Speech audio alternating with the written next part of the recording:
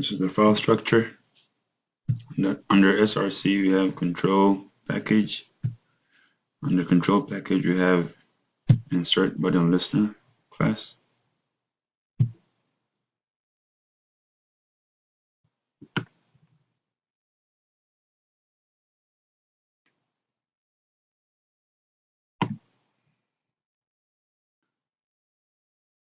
Then go to main. Under main, this is the main class.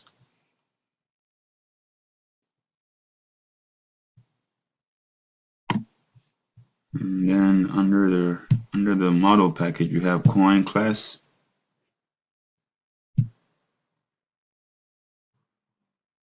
Go to piggy bank class.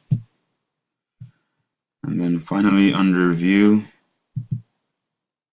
we have my window class.